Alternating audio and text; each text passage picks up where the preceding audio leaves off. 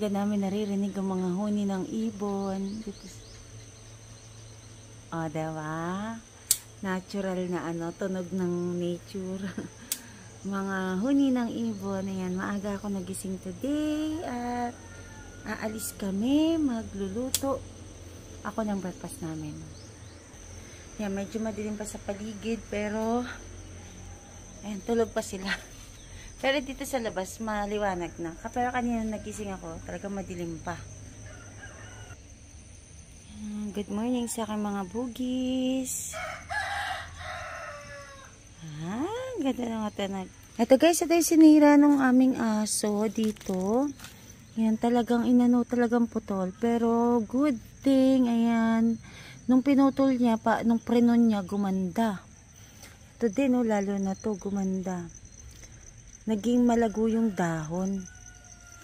Sa kabilang banda, okay din na naputol niya.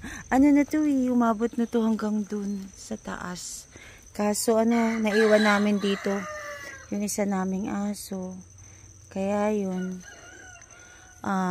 sinira niya to. Ayan, tatanggalin natin to kasi ito ay para mamulaklak at mag-sprout pa siya. Ayan. Ayan, tatanggal ko talaga yan. Ayan. O, ito nagre-recover kasi nasira ko yung ugat nito Sana nga tumuloy siya. Ayan, nasira Pero okay pa naman to. Ayan. Sana tumuloy kayo. Nilipat ko na kasi sila direct sa lupa para ayan malaki na yung tangkay niyan. Kaya ako nilipat direct sa lupa para makagalaw siya ng maayos. Ayan, tanggalin natin ang ibang dahon. Ayan, okay lang yan natanggalin para magsuhi-suhi. Ayan, para magkaroon siya ng ito nga naninilaw Sana maarawan to. Sana magsuhi-suhi din siya. Ito namumulaklak na to kulay pink din. Ito pitimini. Ito yan to alam ko nagbulaklak na to ayan yata. Ayan nga nag-start na to mamulaklak. Sinatsaga ko na lang yan tanggal-tanggalan lagi ng talbos. Pag nandito lang kami sa Tagaytay.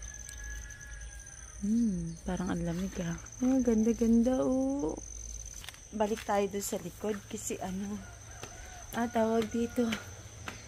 Kukuha tayo ng kamatis. Nakita ko yung sa likod bahay, kamatis. Na pwede yung pitasin. Kasi kaya ako dito dumaan, nagsalang na kasi ako ng kanin. Baka mamaya kumulo na to. Tulog pa sila. Actually, kaya maaga ako nagising, nag-work na agad ako. So, pilit kong tapusin yung work ko kasi aalis kami mamaya. Ayan. Hinaan ko na lang to para kahit iwanan ko siyang kumukulo. Yan. Kakasalan ko pa lang naman yan. Yan. Ang bango. Namumulaklak yung kape. Ayan, namumulaklak yung kape. Puntahan natin. Makadaan kaya ako. Ayan siya daming bulaklak ng kape.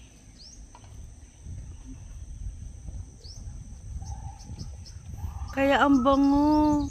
Ayan, dito tayo. Ito yung lagi kong piniplex sa inyo na tawag dito kamatis. Ang lalaki.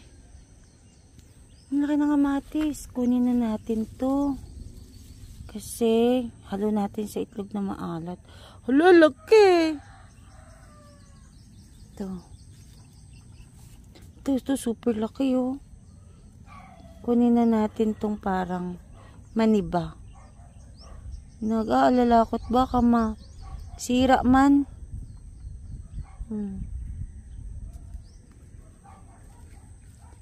Ito pa. Hindi pa. Bukas na lang yung iba.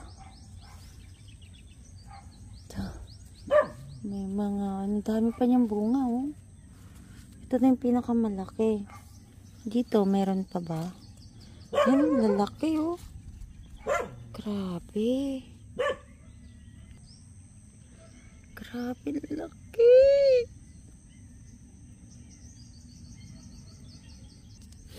Ito, halo na natin to. Yung isa kasi naputol na. Oy, wag baka masira yung mga kamatis ko, Chucho. Alis ka dyan, alika dito.